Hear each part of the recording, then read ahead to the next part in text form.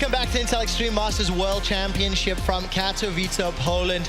QG Reapers and Fnatic are currently setting up on stage, and that means we're about to get into our second best of one. Let's take a quick look at the Group B bracket. After SK Telecom have already taken down CLG, they advanced to that winners match. The winner of this game will face off against SKT in a moment or two. And we are joined by Monte Cristo, swapping out for Deficio, who's gone to the caster desk. Let's talk about the game that we just saw a moment or two ago. SKT, Monty, I mean, no real surprise. I'm still quite shocked that CLG went for that tank top instead of playing to what I consider their strengths. But what's your take on their approach and decisions now you've had some time to digest it? I don't think it was very good, Trevor. Tell me why. I think that you're right in that where has their success been against the other top teams in NA? It has been on Fiora, it has been on Jax, it has been on split pushers, and it has been on the Udyr this last week with the Zerat Portal. I don't think that Zerat Portal Gragas is analogous to Udyr. You just simply can push a lot faster with the Phoenix stance with Udyr. You can get in better positions to use that Zerat Portal in, and they had no other pressure. They were just split pushed to death. Not only that, but they never even had a chance to make plays in that game. Every single time they were slower on the TP. Every time they were not able to make these plays with teleport, even answer SK Telecom's more aggressive team fighting. Well, it ended up costing CLG the game. It means SKT advanced. We're about to get ready for QG versus Fnatic, so let's head on stage where Shox will introduce the players. Thank you very much, Trevor. I thought it happened again. It is indeed time to meet our players in our next match. First up, from the European LCS, semi-finalists at Worlds 2015 with an amazing history with IEM. Ladies and gentlemen, Fnatic.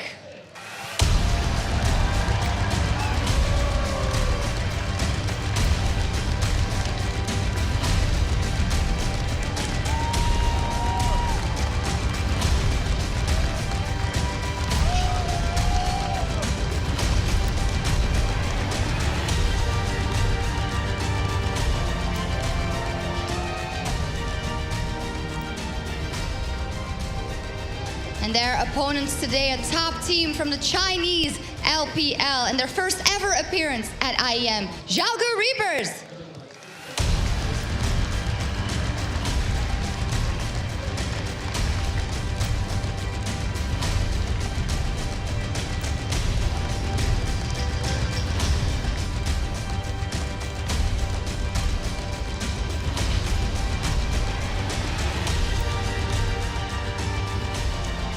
And there we go, on the blue side for this matchup, it will be the Xiaogu Reapers taking on Europe's Fnatic. Let's quickly start by hearing from the QG Reapers as they talk about their attendance at the World Championship. Currently terrorizing their opponents in the Chinese LPL, the Xiaogu Reapers have had the perfect start to 2016. With perfect 2-0s in their group and showing no signs of slowing down in round 2, the Xiaogu Reapers have emerged as the dominant force in China. Bolstered by their domestic performances, the Technicolor-haired Rascals will relish their chance to again cut their teeth on international opposition. The IEM World Championships may well prove to be their biggest challenge yet, with old rivalries to be rekindled and plenty of new ones to be forged.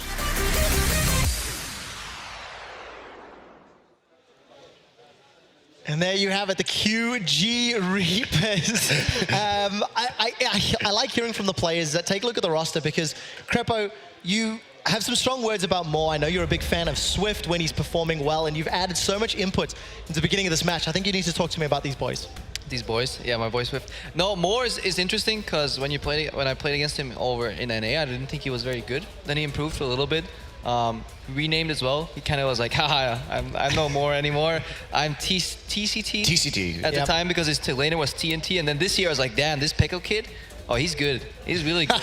He's actually way better than Oh, it's the same player still, but he actually just improved. But it does turn out that it might be Uzi Yes, a huge game to fan. highlight, Uzi is the substitute who is here on IEM, and QG Reapers have opted to start Uzi instead of Pekka. What do you make of that change? Well, actually, Uzi has a far higher loss rate for this QG Reaper team coming into this event. So perhaps this is a situation like SKT with Blank, where this event really doesn't have any effect on their domestic run so far, which is definitely more important to a lot of these teams over the course of the entire year. So why not get Uzi some more experience? Why not get Blank some more experience? Well, they can have an opportunity to play on an international stage, even though, of course, Uzi has tons of experience in that regard. Yeah, but they also did hit a bump just right before Katowice. So I wonder if that plays into it, because Pekko was playing that series against RNG where they were 2-0. Then honestly, coming to that series, I expected QG to actually take it. So I was kind of surprised that RNG beat them 2-0 in the league. That may also contribute. We may also just have no absolute idea what we're talking about. I mean, would it be the first time? A glowing endorsement for the expert desk there, I like that one, Krep. We may or may not know what we're talking about. You see, you just sound like IEM expert desk. There we go. All right, before this gets too silly, let's hear from Fnatic as they talk about joining us at the World Championships.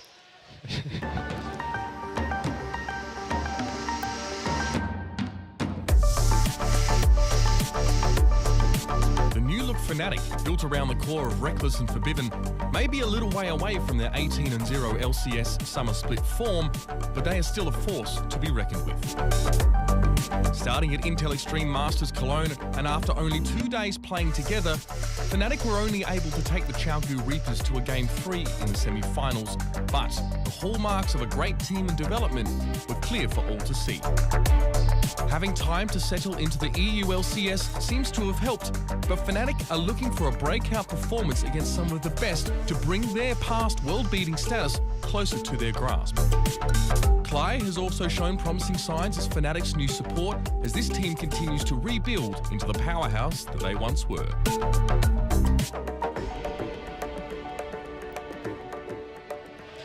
Rebuilding, as Uber says in the video, Rome was not built in a day, and Fnatic are taking their time to try and piece things together. You can see the roster on your screen: Gamsu, Spirit, Febiven, Reckless, and Klai. Klai was brought in 2 weeks ago, and when he was brought in, Reckless was quite outspoken, saying, we're looking to IEM, we're looking to LCS playoffs, and they substituted Noxiac out in the hopes of finding some synergy and growth that we're not really seeing just yet from the local scene. And they still got to work on those tough kid poses, because in the background of Reckless's shot, we saw Febiven crack a smile, and that's not allowed. You're supposed to be fierce, Fnatic. But yeah, Klai, they're still fitting him in.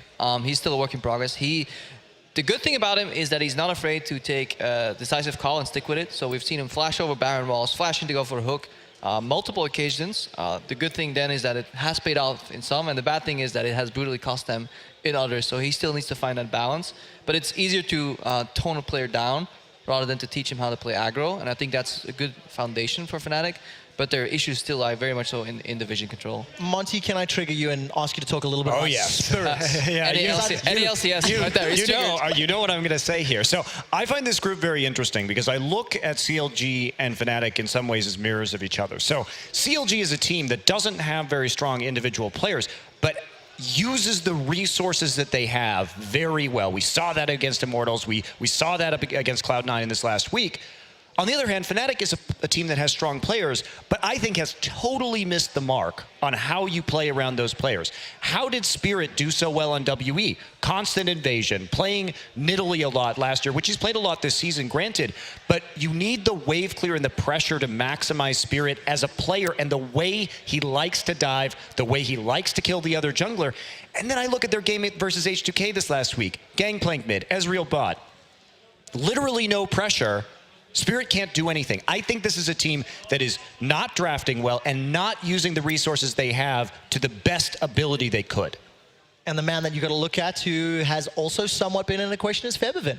Because when they do play around him, when he is given a champion that is enabled, he can shine. But it is not something we see all that often. Yeah, and let's talk about Febiven. Last year, what did they do in their flawless summer run? Because Huni was absorbing so many bans, Febiven got the power picks, Azir and Victor, high wave clear, high pressure champions that allowed Reignover to do a lot of work out of the jungle. This season, some of the most popular high wave clear picks in terms of Corki and Victor again, he's played each of them once. Like, I would love to see more wave clear out of the mid lane for Febiven to open Spirit up to the rest of the map. I definitely agree with the point. I'm not that big of a Victor fan in current meta because I feel his lane is too weak early, but I definitely think Corki, like maybe even Lusano, just play something that wins lane forward and play around Febiven. He is so good at the game. I agree. And very often Fnatic put him in this impossible situation by putting the prio on the wrong lanes. And then, yes, they need to fix these mistakes, like Gamsu split pushing and inhibit the tower at like, what, minute 9 in the game or something with the Maokai. Like, those things can't happen. Like, their vision needs to work. But, yeah, stylistically going to the game, pioneering around Febiven and then allowing him to win his matchup, invade with Spirit, that should be the game plan because they can copy what G2 do because they have very similar players. Perkz and Febiven can play a similar style. Drake and Spirit can play a similar style.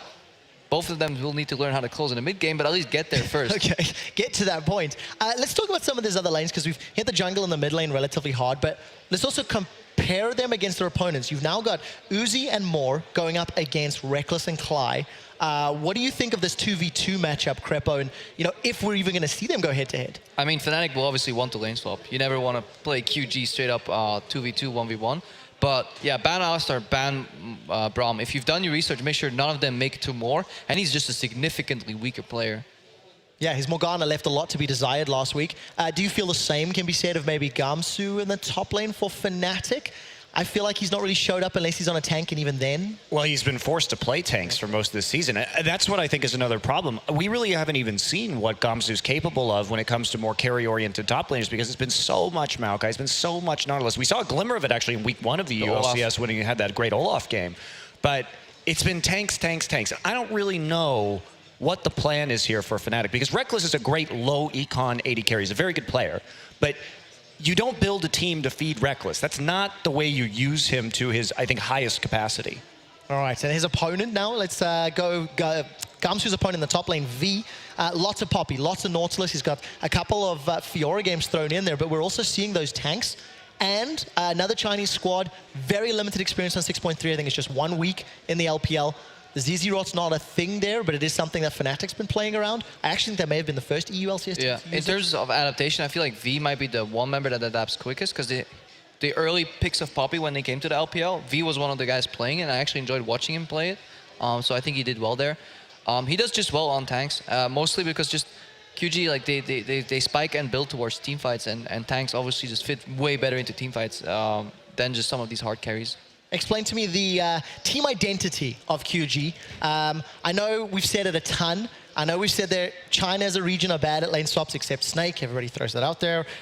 Team fighting is good. We like some of their individual players. What else about QG can we help explain what to expect in this match? Really good at using Ezreal, I feel. Yeah, like, QG. Also, the Victor play, of course, coming out of Doinby. Yeah. Very good teleport Victor play. We usually see that banned out against him. He throws LeBlanc in there sometimes, but that's definitely been, over the past year, his #1 pick.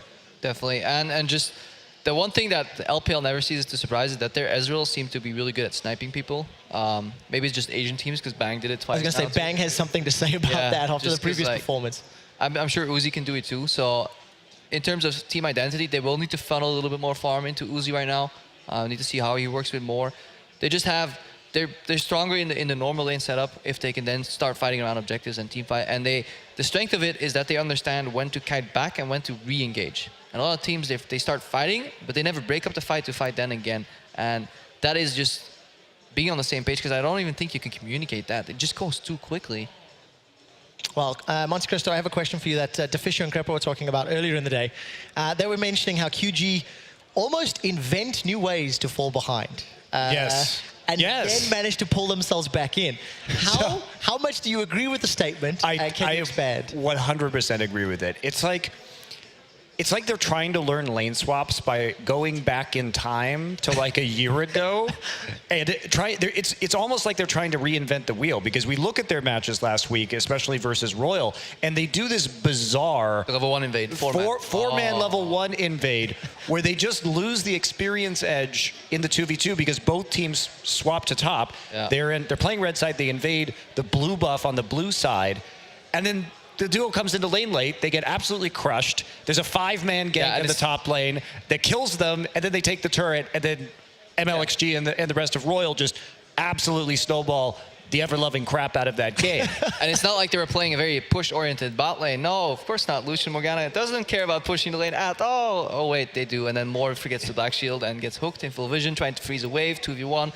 It was absolutely horrendous. So QG make these very peculiar. And that wasn't even a lane swap. That was just a really bad level 1 strat where they thought maybe the lane swap would occur. So this is something that we would have seen last year, let's say, in Season 5. But in Season 6, with a lot of the changes to these camps, and that's just not, You that's don't, not how you you don't play start the game. 4 people in the same quadrant ever, because historically people have shown that you can get punished the crap out of you, and then you just lose the game. And who wants to lose the game level 1? I don't think anybody does. So QG do a little bit more research. But then they surprise, though. While they invent like new ways to kind of fall behind, they also invent new ways to win a team fight when you think it's all over. They just play so well. They turn in fights. They kite. Like we've said the same thing over and over. And especially like Alistar and Braum Mor. He's actually really good at soaking up skill shots. Like I'm actually impressed by his ability to time when he needs to eat a hook for his opponent, for his ally, or when he can rely on them flashing it. It's actually very impressive. Yeah, great support play. And I want to hit now on some of the picks and bans because the players are starting to jump into the lobby. Monty, you've mentioned Doombee's Teleport Victor, considered ban-worthy. We know more on the Braum and the Alistar's fantastic. His Morgana's Black Shields last weekend were a little late, let's say that. But if there's a lot of high priority bans that you want to look at getting rid of in those lanes, what should Fnatic be considering going into this? I mean, we can't presume to think in their heads, but what would you be looking at? Corki. Get the Corki. Use the Corki to push. What this match holds in store for me and what I really want to see is just duels between Spirit and Swift. These are both very mechanical junglers, great on Lee Sin, great on Nidalee. That's what I want to see is a lot of back and forth between these two junglers and an emphasis on carry-style jungling from both of these teams. Well, we need to see if they're going to work out that way because when Spirit debuted with Fnatic at IEM Cologne, he only played Nidalee. Only. And it actually started a miniature hate train for Nidalee in terms of how much, because at the time, there was a lot of debate about how good it was. Now, it's considered one of the best junglers. I mean, I was completely on the anti-Nidalee train until I saw the light, which meant, like, actually, you know. The light was Runic Echo.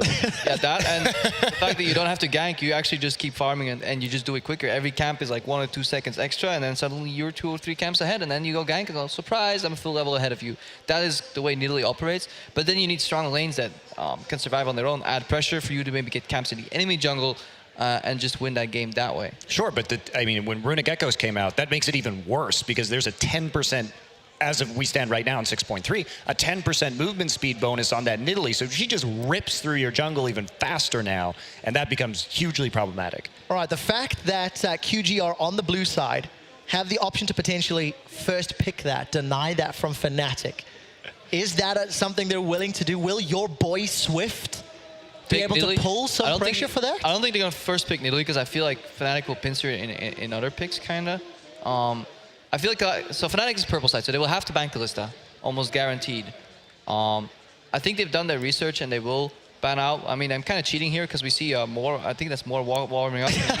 he's in a test game. This is what LCS players do, by the way. We're not very smart people. When we go in a test game, we warm up with a champion that we are most likely to play in that game. He just picked Thresh, so I think they're expecting the Braum and the Alistar ban / steals coming out. And bold prediction, I think Mor will play Thresh this game. Okay, that's a good distraction, but let's go back to the original point of Nidalee first pick. If you're not going to, like, how will Fnatic pincer either that or will they remove it? Yeah, completely. Supports are just AD. Like there will be like a Corki open maybe. Like something has to. Fnatic doesn't have enough bans. It's interesting, right? Because Corki's only been played by Febiven once this split, and it was fairly recently. He has been trying to get his hands on Lissandra over and over and over, and has looked good on that champion.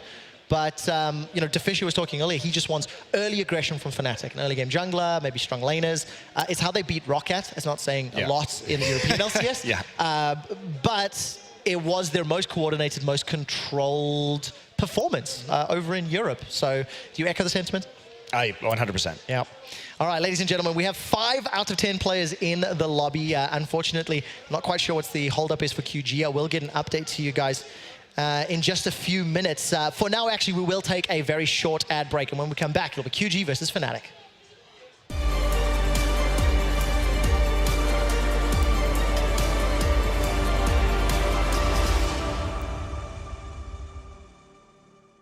If your PC is dated and tests your nerves more than your skills, is it time for a new one? Get the Intel Extreme Masters Limited Edition PC, built with the same components that the pros play on at the Intel Extreme Masters. Money from every certified PC board goes to the Intel Extreme Masters prize purse. Only in the best stores in your region. They come with a certificate and a unique holographic sticker. Play like the best and support esports with the new limited edition Intel Extreme Masters PCs based on Intel Core processors.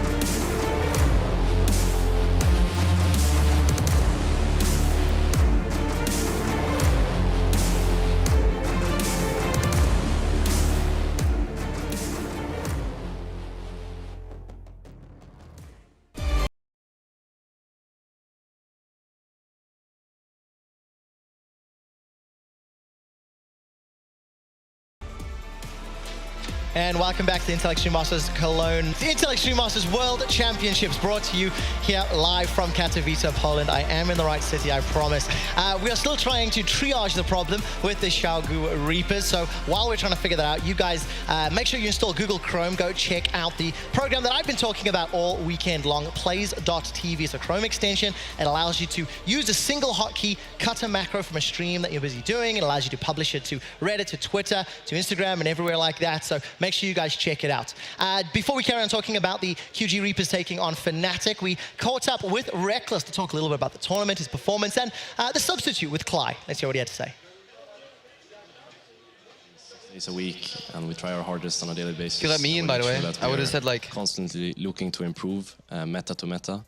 So I wouldn't say we made any special changes going into IEM, but then again, it's a very, very important tournament for us as we're struggling somewhat in the LCS and we are looking for higher grounds than we're currently at. So IEM could be a very good opportunity to prove ourselves. I think our team condition right now is on the rise. I feel like with Clyback coming in, we managed to bring the group together on a more stable level, perhaps. And also traveling around together makes the unit more cohesive. And I think we have a good chance of like becoming a really good team here, even though the results might not show it so far, and even though maybe the results are not coming with it from IEM. I still feel like just having the opportunity to travel with one another brings the group together on such a different level from what you usually have, so we'll be perhaps one level ahead of the other teams on that front going into playoffs. 2014 when I was here with the old Fnatic squad and we finished second in the League of Legends tournament, and it felt really special to play here with the amount of people watching live, and it's very rare as well because LCS is becoming more and more of a habit and less exciting in the size of like the arena or the arena itself. So getting to leave that behind you and come here to Poland is a really special feeling, and I was really sad that I missed out on it in 2015, but I feel like coming back now gives me the opportunity to once again surprise people, because even back in 2014 we were on the downfall in the LCS. I think we dropped 8 games in a row right before we went to IEM, and then we surprised a lot of people by finishing second, and I feel like something similar can happen this year as well. But as I said before, even though the results might not come with it, I still feel like just the fact that you get to travel with one another is really, really important for the team's atmosphere. And it's great to see Fnatic in, still trying to keep the spirits up, talking about the social life, talking about traveling with the team. And, it's something that we're very fortunate to do with the esports and Intel Extreme Masters World Championships. Crepa, you've traveled with teams, you've lived in gaming houses, you've experienced everything that Reckless was talking about in that video. I mean, I've been here at Katowice once. I couldn't go last year, so that's actually the main reason I retired. I was like, I gotta make damn sure that I can't come here again, and I don't think I'll be good enough to get here, so I decided to become a caster and join you guys. But that, on a serious note, the traveling, there's no such thing that, like, there's a bond that you get created. Like if a bot lane goes to a tournament, shares a room, having Yellow Pete snore in the middle of the night, it just creates this untouchable bond that you just can't let go, and it's different, I think you and Yellow Pete may have had an unhealthy relationship based off of frustration and anger. No, I snored way more than him, so he had issues. But he was a steady sleeper. That was our synergy, I snore and he didn't really care, and it all flowed well from there. As you can tell, ladies and gentlemen, the players are still sorting out the technical issues on stage. What do you mean, as you can tell? This is valid analysis and information. I'm sure it is. Context is everything. To some people, Crepo.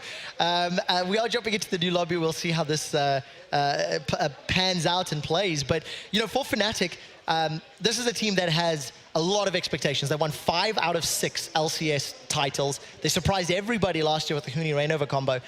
They not only lost their players this year, but they also lost the support staff. They lost ISPA, they lost some of their analysts to H2K, to TSM, etc. As somebody who actually has a team and has experience in this, how difficult is it plugging in new analysts, plugging in new support staff to a team of players? I mean, you might want to check that out. Thanks, Crepo. Thanks a lot for the advice there. Next time you own a team, I'll hey man, if on that with you. If you need any advice on losing teams, you know, and relegations. Okay, great. I'll look to you for that one. But it is obviously very difficult. You have to have a very strong identity in terms of your coaching staff and a through line and an alignment between everyone as to this is how we're going to play this game. This is the strategies we want to operate and the style we want to play with these players. And so plugging people in with new ideas who may not be accustomed to that it's tough. It's very tough. Yeah, it is something that's challenging. And Fnatic, they're quite outspoken about Daylor. Daylor brings the head coach figure to a gameplay, and he's actually relatively outspoken himself in terms of the game knowledge he brings versus the authority figure and the problem solving that he inputs into the organization and then the support staff. Yeah, it just has a very clear vision, and I think that's one thing that we at least have to respect. Many coaches in the LCS seemingly have, not at least openly communicated, a vision for their team. So I like that.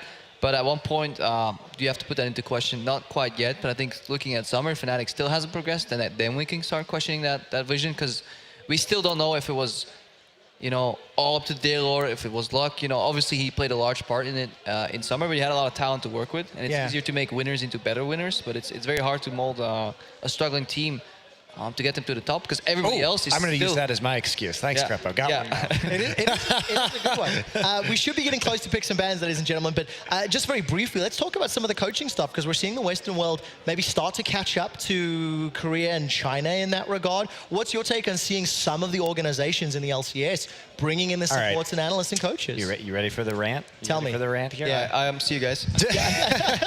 So, I think the existence of the Coup Tigers last year blew that notion entirely out of the water. These guys were one coach, 5 players in a tiny apartment in Seoul that I visited. They didn't have these analysts. They didn't have sports psychologists.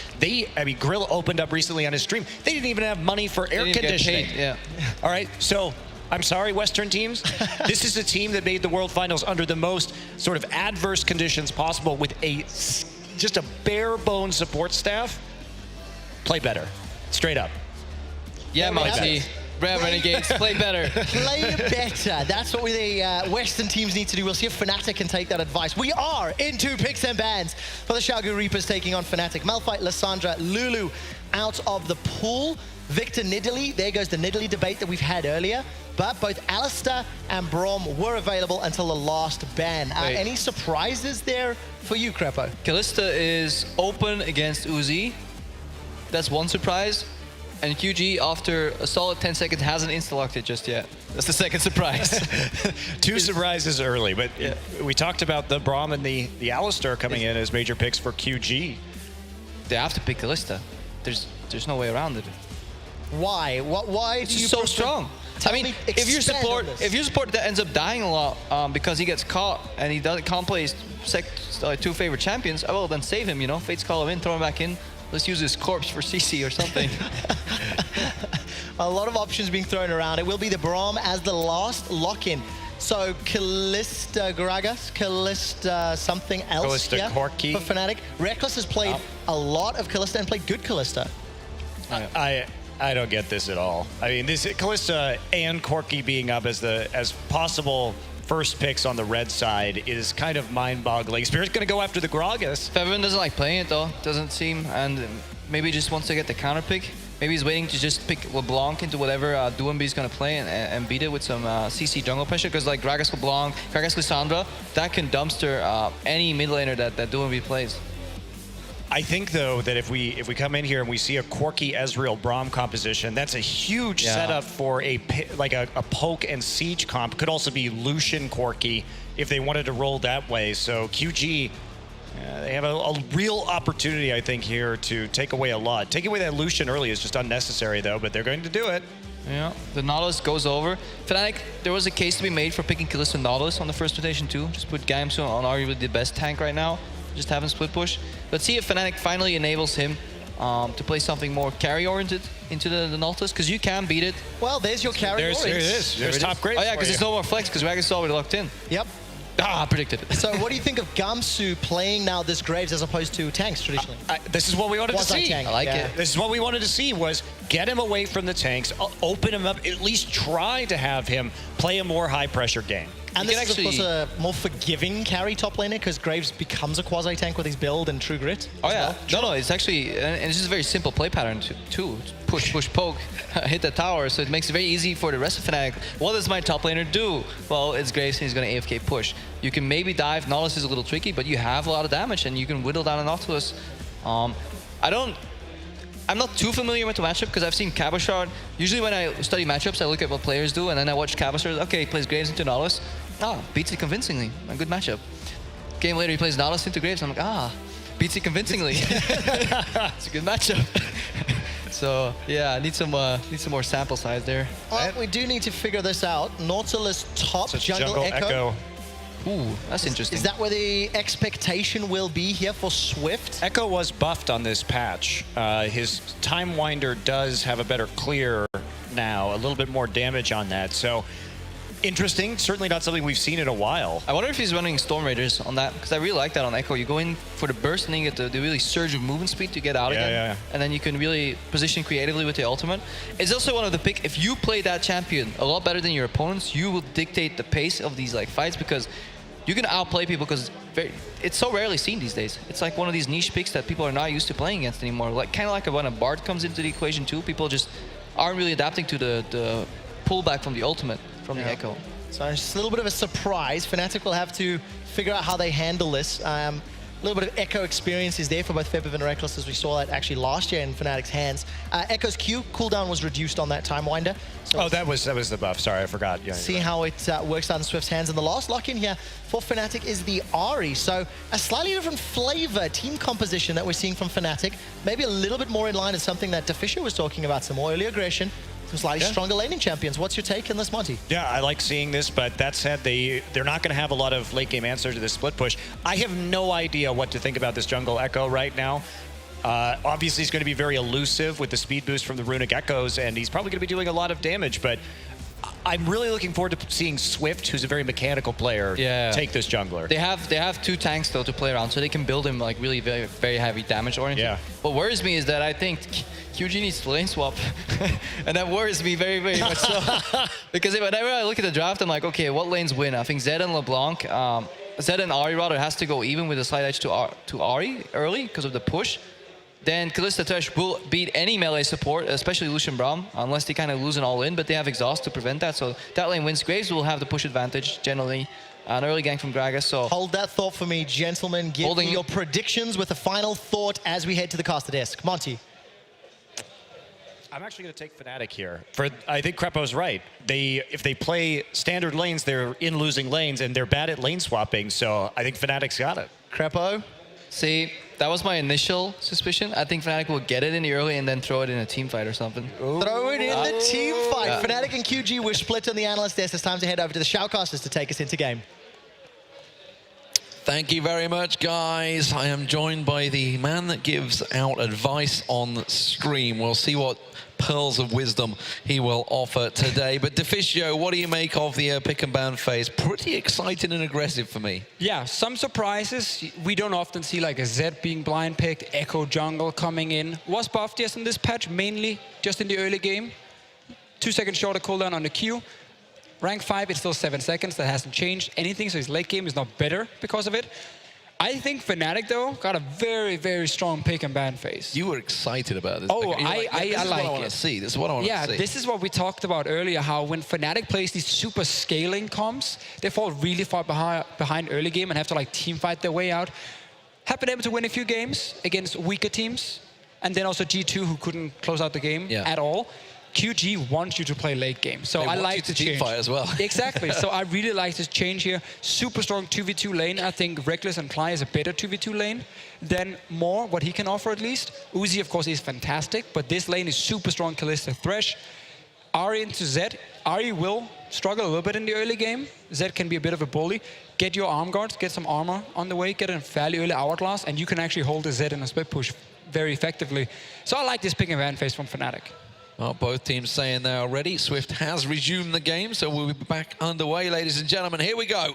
Second game of the day. We've already seen SK Telecom T1 taking down Counter Logic Gaming in the first game. So the winner will be facing SKT and the loser up against CLG. Fnatic Xiaogu Reapers, who is going to take it? It's going to be a tough one, honestly. Coming into this tournament, I felt like QG would be the better team. But looking at the pick and ban phase, I really, really like what Fnatic has been building. And QG is a team, together with RNG, who does have sometimes a little bit weird pick and ban phases, different priorities for some of these LPL teams. Doing B in the mid lane, he's super, super, super aggressive in the way he's playing. If he doesn't have Swift around him, he can get ganked so easily because he will jump in your face when you don't expect it. Yeah, well, with an Echo, that's going to be a very aggressive partnership. Expect to see Doinb helping out with Swift diving in. Something for Biven's going to have to be very careful because almost certainly will be the target. Trying to blow that flash early on. Yeah, it's a super good point. QG likes to play around mid lane a lot because they have a super aggressive mid laner who wins his lane by surprising you in a lot of trades. And then also play around bottom lane.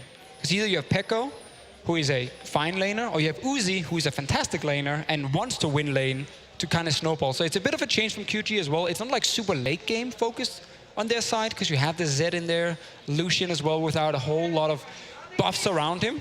We should have a very impactful, a very exciting mid game. What about this Graves versus Nautilus in the top lane? You were talking about how he's potentially going to bully him a little bit early, get that aggression in there. Can we see Gamsu turn up, deliver the performance that he gave in the very first week of the EU LCS? Yeah, so this matchup, Nautilus early game has super good base damage on his E. Oh, let's see what happens around red buff, Lee. Oh, at the moment, more. They're fighting red buff and each other. Why not? Go straight for it. Uzi's getting the damage down. It's Fnatic. They're going to have to tank it out here, and they're not backing away from this one. As you'd expect, the Chinese, they want to get aggressive. They could go aggressive. They get the stun down on Gamsu. Uzi continuing to pull the damage down. They finally have to respect it, and that was a great invade from Xiaogu. That forces Fnatic out from their own red buff. Spirit is going to be hurting from that. We had Fnatic do exactly the same play on the bottom side, though. Reckless and Cly were invading in on the red buff. Didn't manage to stop it though. Swift picked up the red buff. He's now going to get a second one because they managed to pull him away. And notice the way Uzi was dancing there. He was never in range of the red buff itself to take damage from it. Just always out of range. So he was hitting one member. Red buff was hitting the other one, making sure QG could force them away. And now we just straight into the lane swap. And Fnatic is very early on the tower. So this is more important than taking the red buff. Taking red buff doesn't have a whole lot of value because you're not ganking in a lane swap anyway. And you get more experience from the camps now. It's about how fast you get to tower, and QG is extremely bad at realizing what tempo means in lane swaps. Well, if you're behind in swaps, you often end up losing more and more and more, and it snowballs out of control. It looks like they might have been listening, because with 4 people, that generally takes down the tower quicker than 3. Yes, and that's a super good adaptation. If you are behind on the lane swap, it's normally 3 versus the tower and 1 guy farming, the jungler just farming. If you're behind, pull in your jungler. Yes, he will sacrifice a camp, but you take down the tower so much faster. So good adaptation by QG. Well, these towers look like they're going to fall pretty much at the same time. Both Fnatic and Xiaogu will get it. But obviously, while this has all been happening, Spirit has been off farming alone as we get a pause in once again. Well, okay. Cly instant leaving the game. Doesn't look like it's Fnatic. Well, Cly just left the game. Dropped the game, yeah, okay. So it must be Cly's PC. Yeah, you can see Dave, the admin down the end there, is like, yeah, my PC's kind of like bombed out. It's not in the game right now. Dave's like, yeah, you're not. I think he's just surprised that QG actually understood a lane swap. He's like, hold on. We're playing the wrong team here. This is their way of doing a tactical timeout. Just pause. It's just like, whoa. Like, that's actually super smart. This is, like, when I talked to a lot of the LPL casters, they were kind of highlighting QG's way of lane swapping was often focused on take a tower and then try and freeze a lane, which is not very good, and they didn't like it. It was something like just QG was doing on their own. Instead of adapting to a lot of the swaps, this is such a good change. Pull your jungler in to fast push that tower because you're already behind, and you catch up and they actually take down the tower exactly the same time, or almost the same time. We're talking like 2 seconds. Yeah, we're back in the game, guys. Both towers just fell down. There you go. V taking the top one. So, let's see how they do this lane swap. Let's see how it works out, because you can see V is holding that line. Yeah, basically you want to bounce the wave, so start pushing towards you, and you can pick up some farm as these top laners here who often get denied. Fnatic though, when they play Kalista, they like to force 2v2 lanes. So they don't do what we normally see. Normally you would send your AD carry support to top side and push out their wave against Nautilus and deny him farm and take another tower.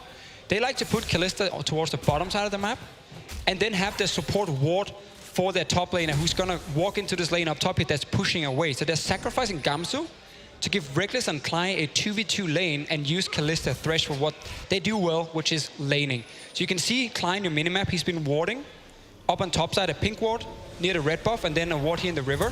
That means Gamsu can now push out and take this wave that's pushing away from him on top side, and he can spot a potential gank.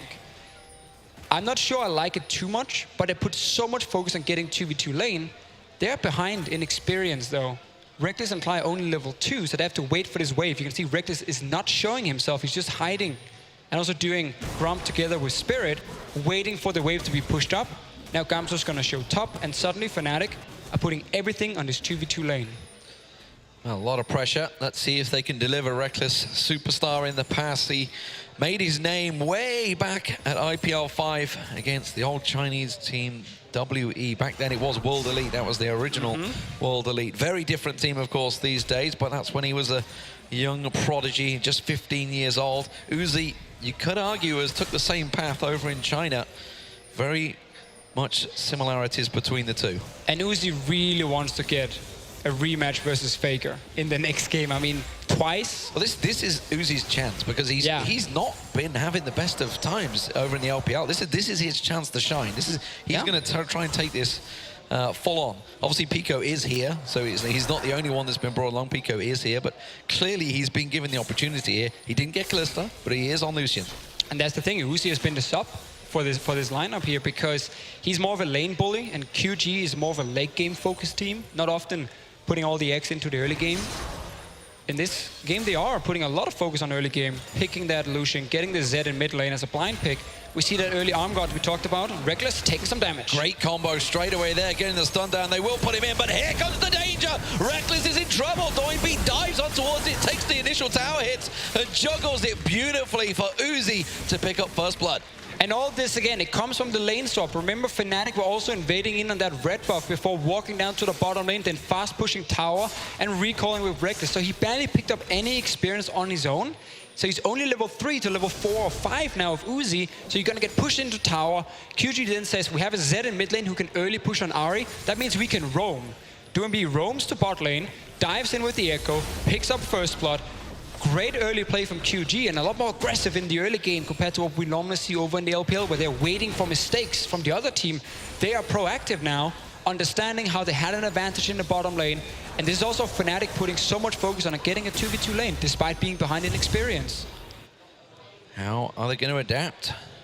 Chagu bite first. Yeah, for now there's barely anything Fnatic can do because you can't really dive Nautilus. You were just about talking about Nautilus. There is a big differential in terms of farm between him and Gamsu. Gamsu, you can see, sticking out, keeping the pressure on towards VV is just about keeping him at bay, but there is that big gap forming, as well as this gap in the mid lane for Bivin. Build up quite an advantage, of course. That's because Doinbeat just went away to go get that gank. That's where that difference comes, and well, the assist kind of makes up for it. And I personally think this matchup actually gets better and better for Bivin. Now he has early armor, he can get the hourglass. When Zed ultis onto you, he will always appear behind you. You just put your charm straight behind you. He can't jump back in time because there's a 0.5 second delay on his jump back with ulti, and you can actually charm him. And then you can combo him and you have hourglass to survive the damage after. And we also see Fnatic put full focus on top side of them, if you look at the wards, just to allow Gamsu to play aggressive. He's the man right now who is to push in, take that tower, just slowly chip it down, because Fnatic will be losing the bottom side of the map and they might get dove one more time if Doinbeat can roam. Well, Spirit did just get his very first red buff, so that's back on the table for him. There was a lot of pings from Chaogu and a continuing to ping on the blue buff of Fnatic. Now, they've been pinging on this for a while. Everybody's just been back to buy, so this is now Chaogu's time, possibly. They've all just stacked out those items to maybe start going aggressive. This meta is all about understanding where's your strong lane, which side of the map is it on. Okay, that's where we play. Strong lane for QG is the bottom side because Uzi is ahead of Reckless. That means you can start invading on enemy blue buffs. You also have a non-mana user in the mid lane against a mana user. So getting that blue buff makes it a lot easier for Zed to play this lane and not risk getting poked and poked and poked and forced out. They just spotted out Swift at the top lane. Gamsu saw him. They did have a ping ward there and immediately has triggered Spirit going straight down. They were looking at a bit of a wraparound and immediately Uzi and Moore did react. They backed away from that one. And I don't like Swift going top lane here at all because it's been completely warded by Fnatic. QG saw the move in there earlier And by him showing top, it actually allows Fnatic now to invade and get wards on the bottom side, and it forces Uzi to back away. Fabian also knows where the jungler is, so he can go aggressive on tower. And look how he's just staying towards bottom side, because he knows his jungler is there, enemy jungler is not. So I really do not like Swift showing top side here, because there's no chance of him actually ganking Gamsu at this point. They're trying to react to it. Oh, Clyde, been you've caught never completely in no man's land here. He's got no support. He's going to be an easy pickup for Uzi here. There we go. That's not what you want to do. You do not want to feed. That was a teleport just came in from V onto blue buff. I think V was expecting a potential fight, trying to save Clyde. Spirit is caught behind enemy lines. He is way out of position. This is just deep, deep stuff. That ulti, let's see if he can get away from it. Doesn't get the stun, but there is enough of a slow coming down on him. He's out. He's going to get out. Yeah, there's nobody to stop him above. And the teleport's already just been used. And now Gamsu can push really hard for this tower. Fabian just has to escape this gank from V. And the hook, no problem. Just uses the ulti. Rushes away from it. Will clear out the pink ward as well. So, okay, let's see what opportunities this is potentially opened up. Reckless, of course, had a bit of free time down the bottom there, but now this is going to be another turret going Xiaogu's way. That will even things up 2 for 2. But they have those 2 important kills on Uzi. And, you know, we found out many, many times this 2 times finalist in the World Championships is a man you don't want to give an advantage to. No. It's just he will absolutely rip your arm off, as the old adage goes. If QG can win the early game, they will be even stronger in the late game than they already are. They're normally fighting like 5k gold behind and winning team fights anyway. Give them an early lead, especially to the AD carry, who has been struggling quite a bit in the LPL. I mean, Uzi is here to show something. He wants to win that spot. He also wants to move on, face Faker in the next match, and then go into the semi-final. So he's off to a perfect start. Big difference, of course, is that it is a double AD carry. Gamsu has got a little bit of an advantage building over V, but they're going to be playing very different roles come the team fights. But this turret in the mid lane barely touched. B not really had a lot of help there, and Reckless, Forbidden, sorry, taking down that turret with ease. The hook doesn't land, and this invade is going to give Xiaogu all the control of this top lane, which you can see they're building up towards. I like the play again. They understand that Reckless is freezing the bottom lane. He's no threat to any tier 2 tower because he's so far away from the lane. Instantly, you just rotate top. You had a wave coming. If Fnatic can wave clear, then they can buy a lot of time for Reckless. If not, tower goes down. For now, they did defend it. Another wave coming, and this means Reckless can catch up and farm, because right now Uzi is not farming. He's running between lanes with his team, holding hands, talking about the good old days, most likely, and Reckless is just farming up on his own. Well, not so sure about those good old days anymore, sadly. They've got a lot to prove. Rift Herald going to get picked up by Xiaogu. While this is all happening, Reckless is having a whale of a time down that bottom. He's got that ward coverage in the river, but dare not push too much further. They have knowledge. They haven't got this Rift Herald just yet. Spirit's going to come in. Doesn't manage to get the steal, but now Swift's in trouble. Tries to rewind away. Forbidden comes in. That exhaust is going to run out, but Uzi's putting the damage down. He's going to get the knockoff, and Uzi will get himself a 3rd kill. Now, could he follow through? Well, is he going to feel aggressive? You're damn right he is, because V manages to land the ulti. Spirit gets caught out, and Doin B gets a kill as well. 4 for 0 to Xiaogu Reapers. Fnatic feeling they have to try and fight for this Rift Herald despite Gamsu being on the other side of the wall. He couldn't really join, trying to just catch one target after taking some damage. Remember, Reckless was farming bot lane, had just recalled. He would never even get close to this fight. So greedy approach from Fnatic, getting punished. Might get something on V. Hook misses again. Clyde's not really been performing this game, being caught out as well once. And Fnatic here just going a little bit too eager for a few kills. Let's see the situation again. So they want to try and see if they can steal this Rift Herald. That's ulti used by Gamsu, and most of the damage from Fabian onto Moore, because he's blocking very beautifully here, all the damage. And then Uzi's there. Look at your minimap. Reckless is in base. Clyde's running from base as well. This was a 3v5 from Fnatic to try and stop a Rift Herald. Yeah, that seemed like a bit of a desperate play there. Top turret will go down. Consequence of backing away and buying items and just chugging up that gold. Finish it off, Gamsu. There's a good lad. Don't let it get away from you. We've seen that happen in the past. But it does only equate to an 800 gold differential. Well, make that 1200 now, because they've just got Yeah, but 4 kills, 3 of them on Uzi. Super strong mid game coming in from QG. Put the Zed in your side lane, put Uzi in mid lane to put pressure. He has a lot better wave clear than a Kalista has. So he can actually fast push in the lane, and then he can leave the lane, his support can leave, his jungler can leave, and start going to side lanes and just apply pressure across the map because you're pushing first in mid. Because Febiven has to go and follow Zed. Febiven is the only man who can deal with the Zed. So he has to follow him around at this point, which means you lose that wave clear. Kalista doesn't really offer it. She can hit the minions and take them down after time, but she can't really defend. And Doomby taking some damage. Lands the hook, but doesn't have enough to follow it through. QG, plenty of support coming up there. Gonna keep my eye on all these swiftness boots.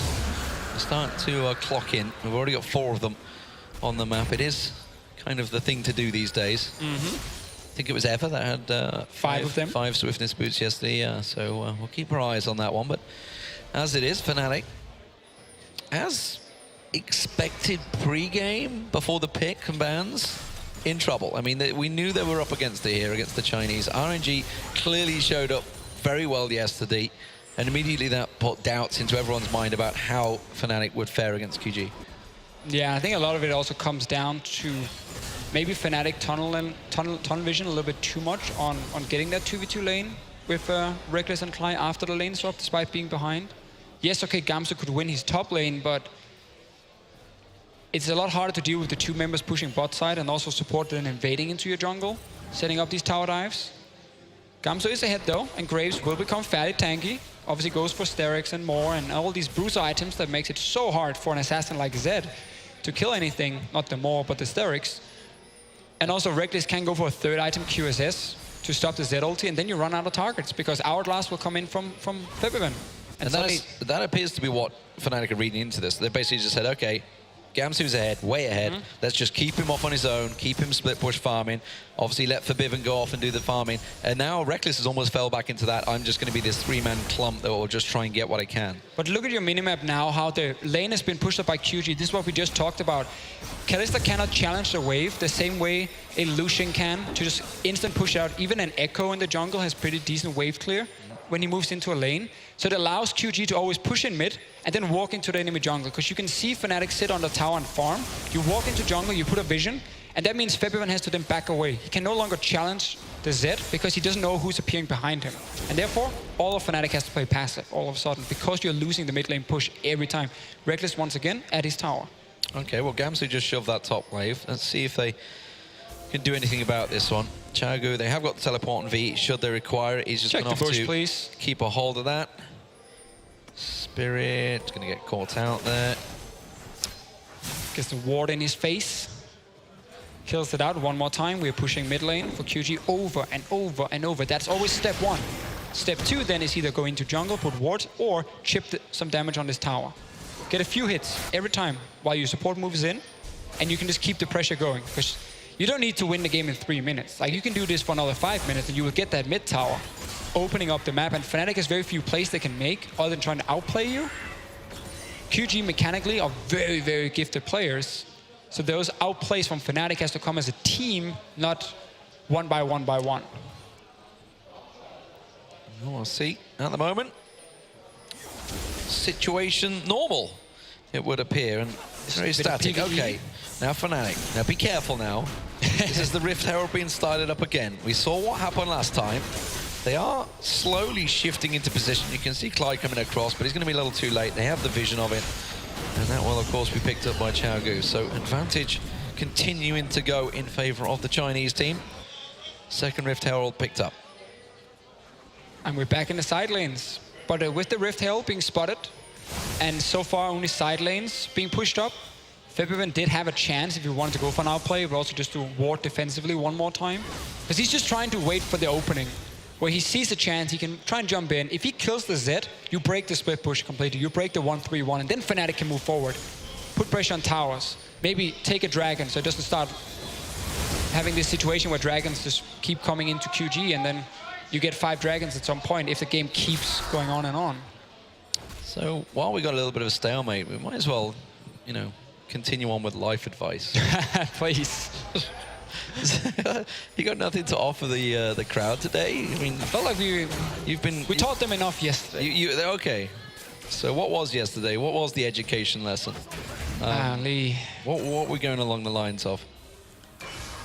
Well, put you on the spot here. It's on Reddit. You can just go and watch it one more time if you want to see it. I don't think... Safety first. Safety first. Safety first. That's the point, and that's actually what Fnatic is trying to do with all these defensive works here. Safety first. Do you keep your flash on D? I personally keep it on F, just again to break your little conversation here. I'm a D person. Are you? You like the D? I like the flash on D. Oh, Forbiven's gonna have to use that flash to try and get away. Dead. He's popped, he's dead. No escape. Spirit Rush was not gonna save him. And this is basically what QG were waiting for, constantly. Get into that jungle. Febiven finally oversteps almost. Doesn't have Outlast yet, so he can actually get popped. Goes down, and now suddenly the 1-3-1 is paying off for QG, and they haven't really been under pressure at all. This is just slowly playing it out correct. No mistakes being done by QG at the moment. And this is a problem. But there is a gigantic gulf building for Gamsu. He is just going to continue spiraling out of control if they don't start to deal with him. But with Doinby and Uzi playing the way they are, they have the advantage still in their favor. You see Gamsu come along. He's the gatekeeper right now, effectively. But the problem is he's a squishy target. And we could easily see, you know, the Swift and Doinby combo just piling straight on. It's like, okay, this guy's fair. Let's get him. You can do it as long as the defensive items are not completed. Like, that's basically what Fnatic is waiting for. That's why they're not trying to make any plays at all. So that's why we have this fairly slow-paced mid-game, where it's all about QG applying pressure, taking every objective they can, dragons. If you can get some damage on tower, take jungle camps away, you go for it. They actually mistimed this blue buff. They even had a pink ward placed on it. And then they recalled and went back in time for blue buff to spawn. So that's a mistake by QG. Gives some gold to Febiven, gives more mana as well for him to push it out, and obviously you don't want to give him any advantage.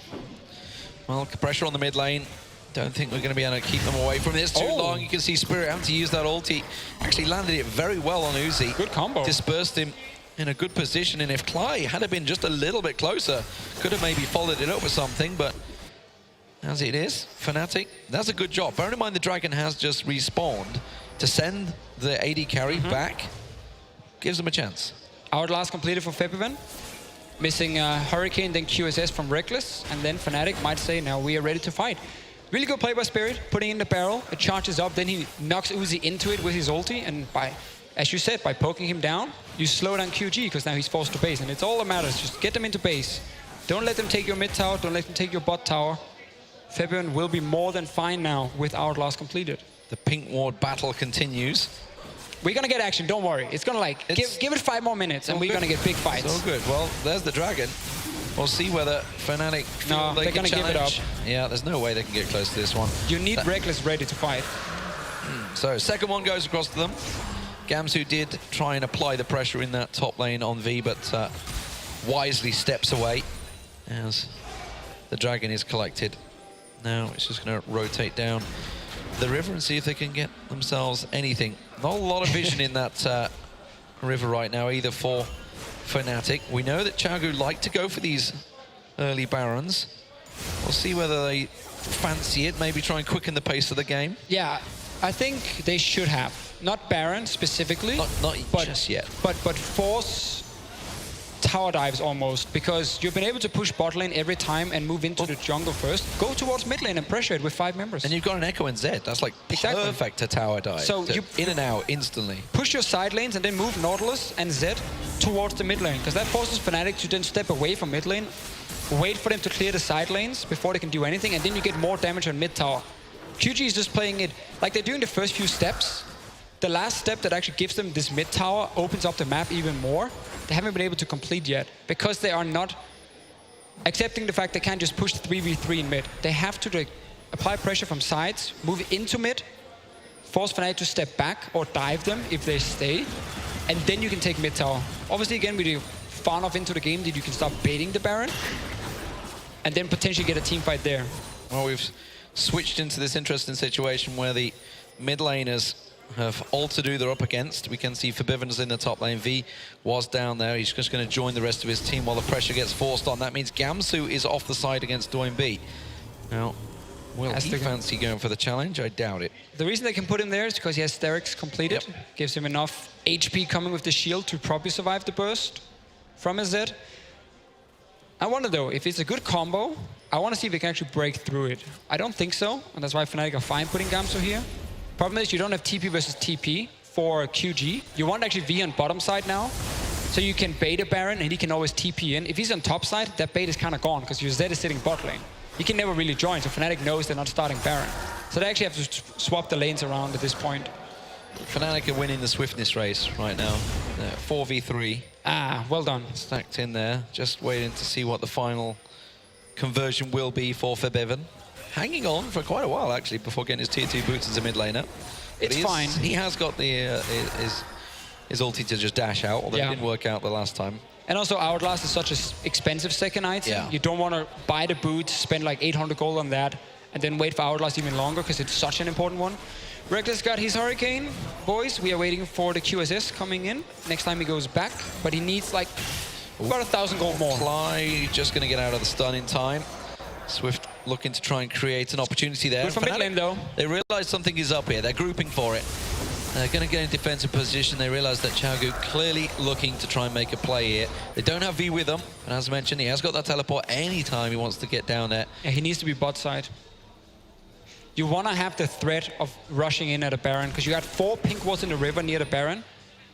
It's just gone when V is sitting on top side. Well, they've gone back to standard positions. Gamsu back against Doinb.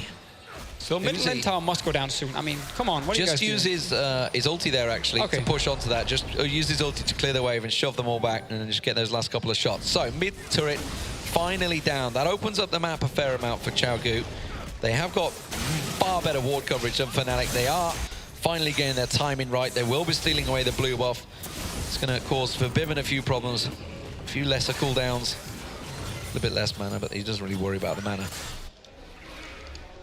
So V. They should force a fight soon though, Lee. I'm promising you we're gonna get a fight soon. Problem is, in this meta, once we get into late game, also in mid game and like, you know, early late game, levels go up, death timers are so long, so like one lost fight can basically lose you the entire game at this point, especially if you're Fnatic because you push so far back. TSM learned that yesterday. Yes, exactly. That's something Fnatic don't want to fall for. I mean, Fnatic right now, they're basically in don't make a mistake mode. Just play it safe, play it careful, play it a little bit more aggressive there. Yeah, Gamsu feeling far more confident now he's got that QSS complete.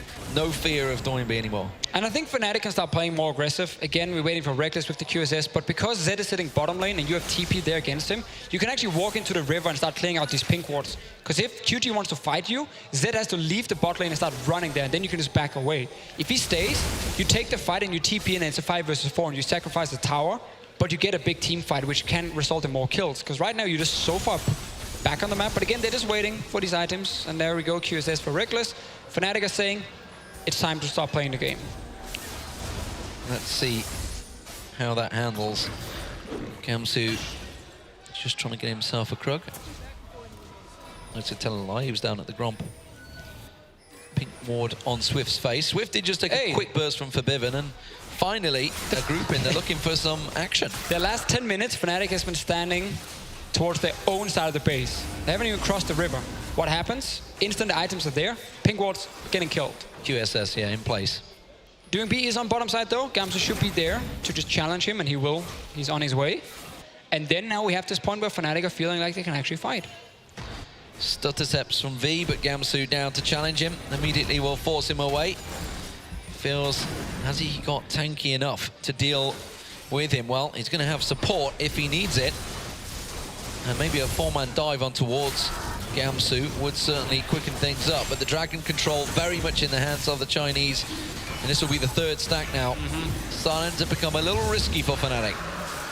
Yeah, still you only gotta get 1 Dragon to kind of break this 5 Dragon streak coming in from QG, and the next one should be where Fnatic are ready to fight. I've said that probably 10 times now. But that's a recall, pick up a few more items, and now you're back on the map. You're still behind though. I mean, that's the thing. You might be stronger right now, but you are still behind, and Uzi's on 3 kills.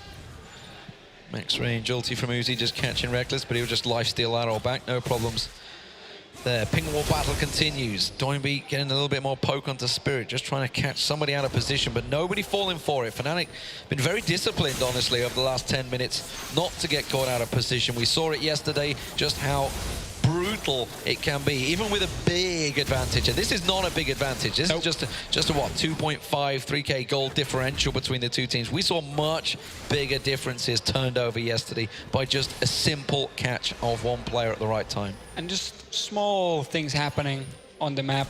Febiven pushes out top lane. That means his team can rotate mid because a non-teleport user has to go clear out the wave and they can push in mid. And it's just super small things that give you like 1 or 2 extra wards, which can then lead into 1 or 2 extra kills, potentially if you catch someone out or if you know you can take a fight because you have full vision. So it's super, super small things. Obviously not always very interesting to watch because it's so slow paced, but it is just the correct way to play it because you can't just start rushing 5-man into mid lane. Then you just open up to getting flanked and then you die. Well, I mean, if you look at Chinese teams of the past... They have tried. They have tried this. And then QG has killed them. Sometimes succeeded. Not so often, though, but Swiftest boots, all even now. It's all good. It's my own little mini-game going on there. 4v4. Uzi breaking it, wants the cooldown reduction build on Lucian. And, of course, Force boots for Forbidden. You'd expect that. He needs that penetration, after all. So, 30 minutes gone. 5 kills in this game so far. Definitely slowing the pace down after the early aggression. It was needed though. Fnatic started to fall behind. They still are. But they are still just at 3 towers apiece. Nobody pressuring for those tier 2 turrets yet. Nobody's really even attempted to go for these tier 2 turrets yet. They have literally stared back and forth at one of each other. But the banner of command coming into action now from V, just trying to keep nothing Gamsu against Graves on pressure. Yeah, he's just going to keep on popping that. Good item if he's against Febiven, but he won't be. So Cly, can he land a hook? Yes, he can. Doinb caught out. QSS used immediately. They try to go aggressive, but look at the damage they get down. They try and catch on towards him. Doinb finally caught out the exhaust. Oh, he turns nice on charm. towards Cly. Doinb will catch him out. The charm was perfect, and Cly actually lives as well.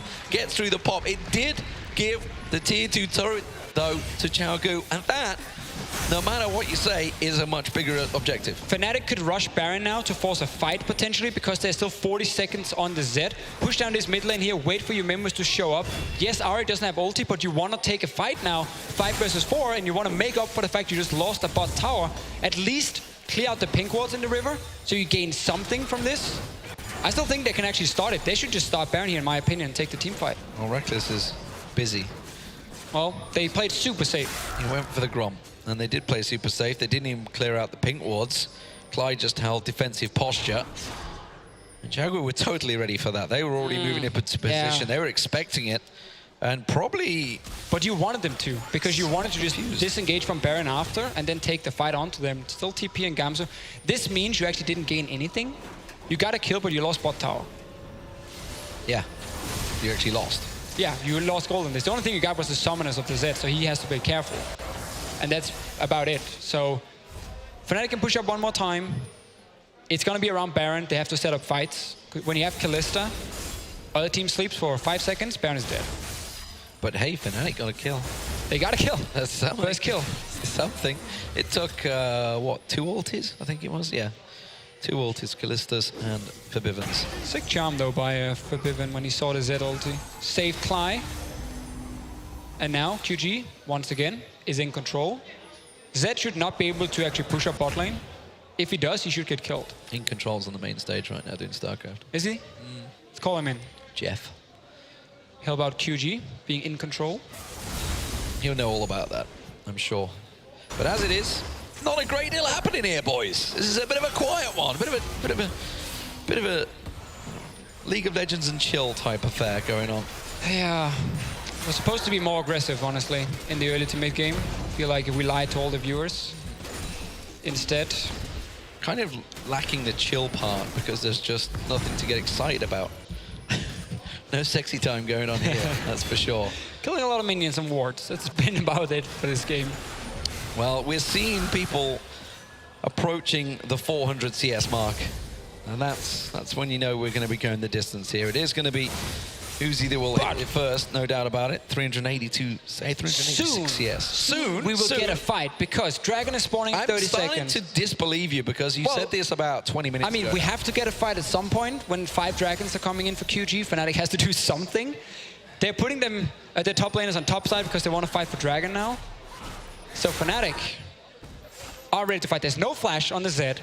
You have QSS, you have Outlast. Like, this is literally your best time to fight now. And look at their positioning. They're all starting to take control of the river. They want this dragon this time around.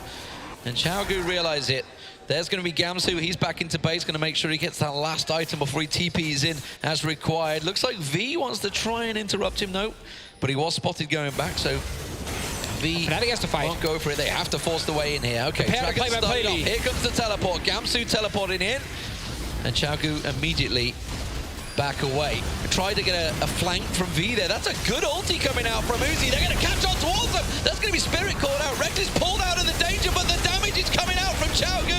They are absolutely wrecking Fnatic in this one. They're still clumped up, and that is a perfect situation. Doinby, though, goes down. Gamsu hasn't quite got enough flashes out there. Forbidden tries to get around the back line. Forbidden can get himself a double. It's going to go to Reckless. He gets around the side. Gets him down to 2v2. V very low. Uzi just trying to keep them away. There's this big danger from Uzi. He's going to get himself back life-stealed up.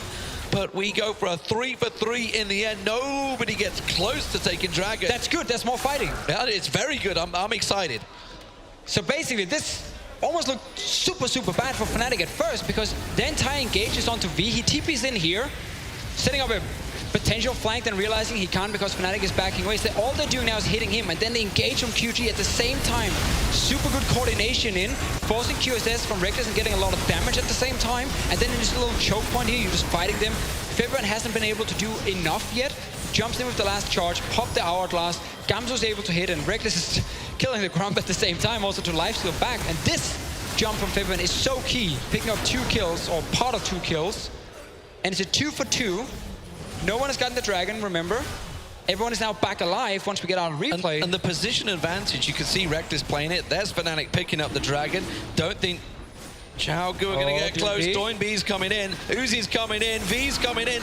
And they are going to get out alive. Reckless takes that lantern. Spirit flashes out of the danger. And Xiaogu finally relinquish their power, their grasp on the Dragon. But back in that team fight, Reckless' positioning, he QSS flashed out, was on next to no health. There was about 100, 200 hit points, would have been taken down easily, but they had that little choke point around the Gromp that Uzi just couldn't get into him. He couldn't get the damage down, and it was almost ineffective for a moment until he decided to dive in. Super, super close fights, and we're going to get more of those. And Fnatic are still in their position. They can't lose a fight. They will lose the entire base. Obviously, we can almost say the same for QG at this point because outer turrets are gone. So it's just tier 2 towers, and with the super long death timers, so little you can do. And that's also why it's so tense between the teams. No one wants to make that super aggressive play unless they really have to. Around the Baron, around the Dragon. They've left the tier 2 exposed here. Swift doing a good job at completely zoning them away from it. They're going to get some free damage down when that minion wave comes in. Gamsu had TP'd back, recalled back to base, so he does come back from the base entrance, and Reckless, of course, will clear it out and build up that big meaty shield, finally, with that Bloodthirster. And it's fun how both teams have abilities to dive onto each other. But if you are a Fnatic, you most likely want to just focus on trying to kite back, survive the Z ulti when it comes in, the damage he can deal, QSS or hourglass it, and then try and take him down or force him to jump back. The same with Echo. Echo is going to dive backline, jump back with these ultis. So like you have 2 champions diving in, dealing damage onto Reckless and Febron, and then jumping out again. But when you have like this double AD carry comp, a Thresh as well, you don't want to put Thresh really in your front line. He's not tanky enough. He kites back, he peels, trying to land on someone out. So Fnatic is just about surviving that engage that happens. Force them to ulti back defensively, and then you can turn it around. Also, Kalista does well in these longer fights, where a Lucian is so good at jumping in, dealing instant burst damage, and trying to take down a target. They're also trying to catch me out with the QSSs and Zhonya's. They're just trying to throw in everything in there.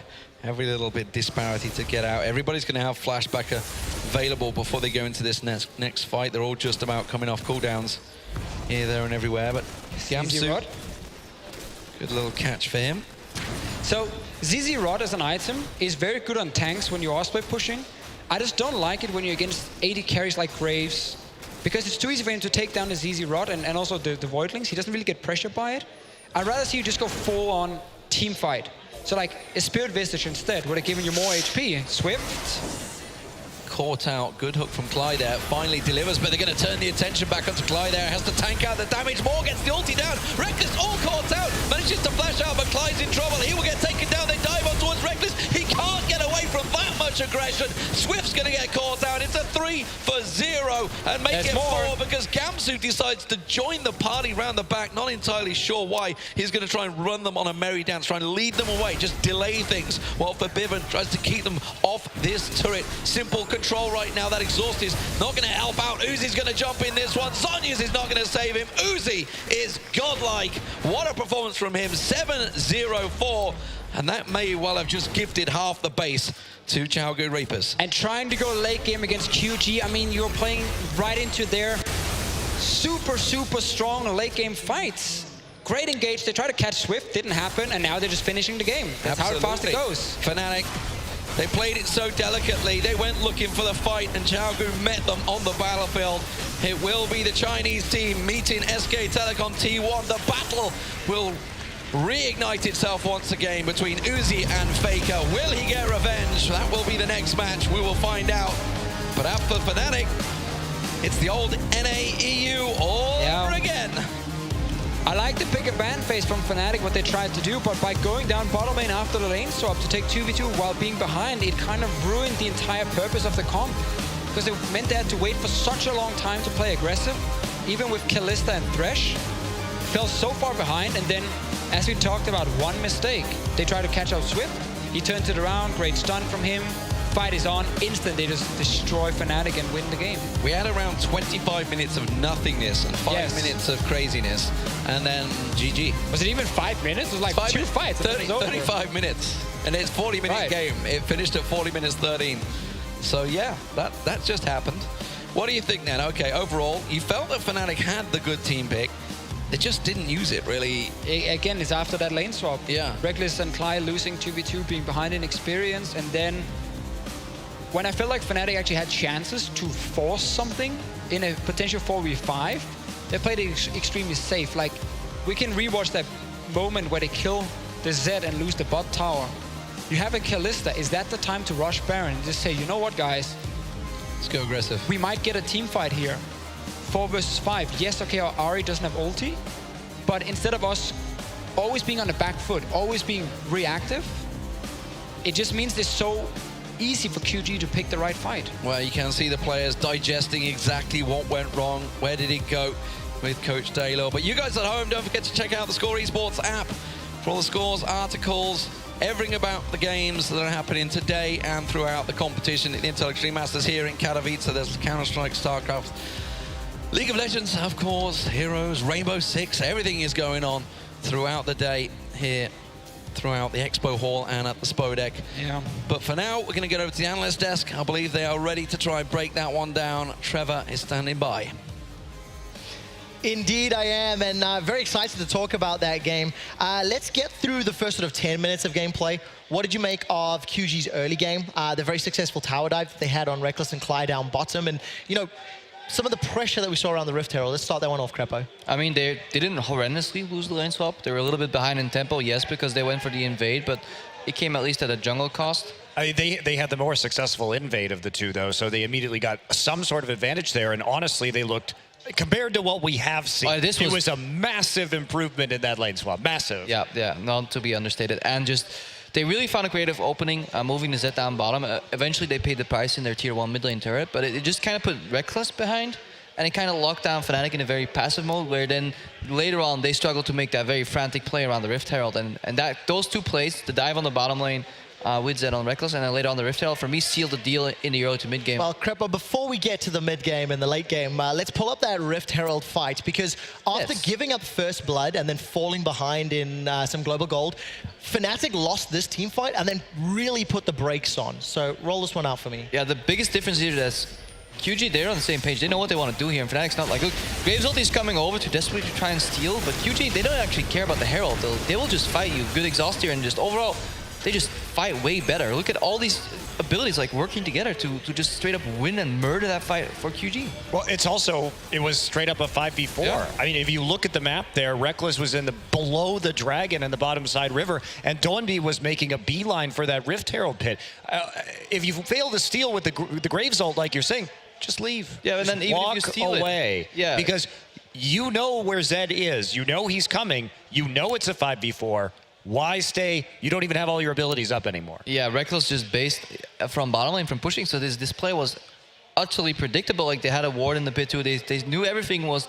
They had all the variables locked down going into it, and they still made the wrong decision. And that for me is very worrisome for Fnatic because they seem to be very afraid to pull the trigger.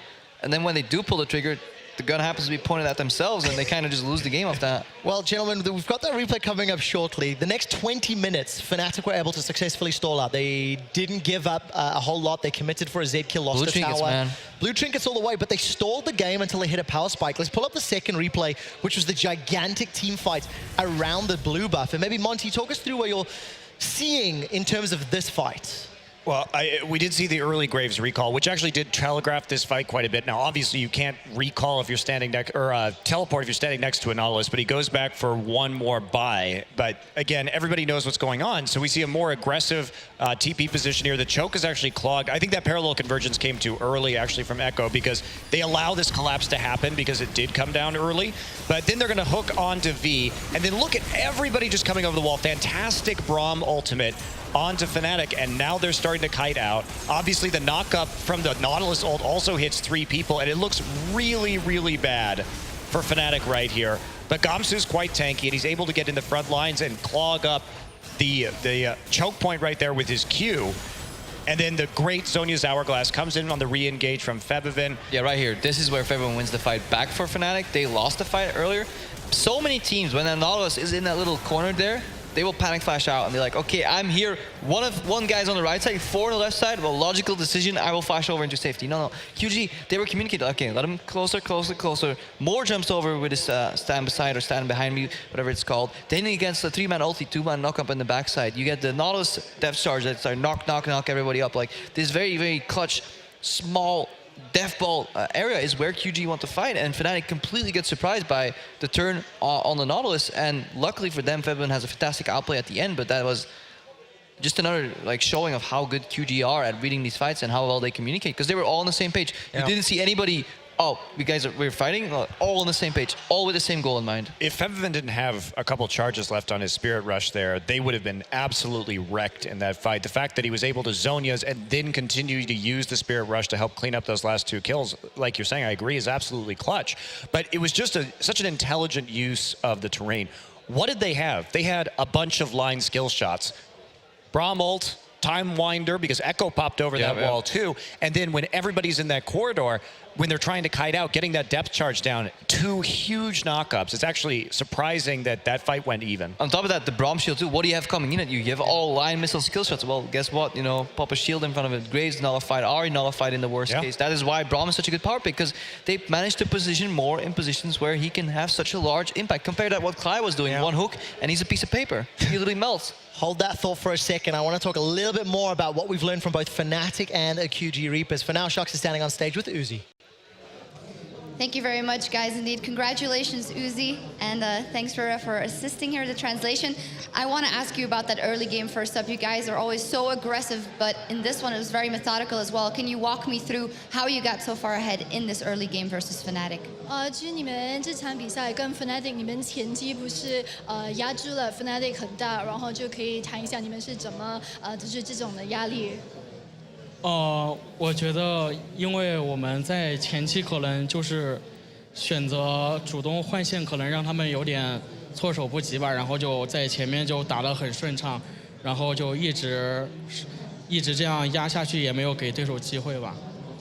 So he said that he thinks that because they had a very successful lane swap, he said that maybe it threw Fnatic off a bit, and then because of the lane swap, you know, they were able to play things out very smoothly. It was very noticeable. They were very good in that lane swap. Is that something that they have particularly focused on coming into this tournament? 就你们在这次的比赛是不是很关注这种换线的打法吗？嗯，对，因为我们觉得就是换线可能迅速推塔，然后因为我们这边是准备打4-1分推嘛，然后就决定就是会让杰一直去分带，然后就希望大家都能好好的发育吧。So he said that he does think that lane swapping for them is pretty important. So when they came into this competition, they like lane swapping because they can push turrets very quickly. Also, they like going for that 4-1 split push, and because it also gives the players some time to farm. Definitely does, and you got very much ahead, Uzi. How important is it for you to have this good first game, very good first game here, knowing that, of course, Pico is also here, the other AD carry for your team? 就你在这第一场比赛就表现得很好嘛？那你觉得这对你个人来说是不是很重要？因为毕竟你们 QG 也是有带了一个替补，然后你们的替补也是 ADC 嘛 ，Pico。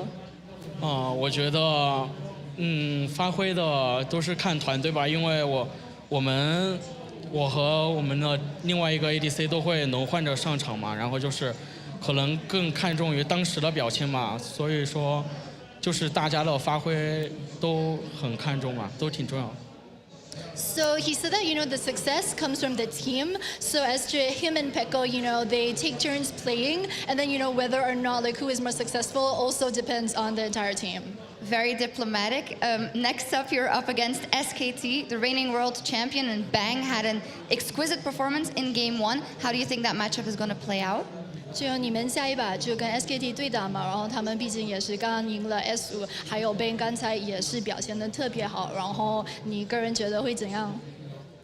我觉得很强吧，然后一直看他比赛就觉得他挺强的，然后也没有对战，就是一起对战过吧，就是很期待等下可以就是和他打。So he thinks that Bang is a really strong player, and from some of the games that he's seen Bang play, Bang is also really strong. And he said that because he's never actually played against Bang before, he's really excited to play him this time. It's going to be a great match. Good luck on that one, and congratulations. Thank you, Uzi. Very diplomatic, as always. Take it back, guys. Thank you very much, guys. We will have a China versus Korea winners match final coming up. SKT taking on the Xiaogu Reapers. I think I was relatively impressed with Fnatic that game. They had a few early game mistakes, but then they stalled out long enough to be relevant. In contrast to some of the performances in the EU LCS, where they've fallen behind, made more mistakes, we didn't see that on them. Admittedly, QG was not applying a lot of pressure either. I just want them to play Corky, Trevor. That's what I want. Monty's a simple man. I'm a simple man. Corky open. I'd pick Corky. Nobody even picked Corky. Be like Monty. Corky's so strong. Just play Corky. For me, it's like Fnatic, yes, they kind of stalled, but I mean, what did they build? They built themselves a pick comp, and then they go in a lot of these situations with ultimate hesitation. Like when they caught the Wind in the jungle, yeah, they killed him.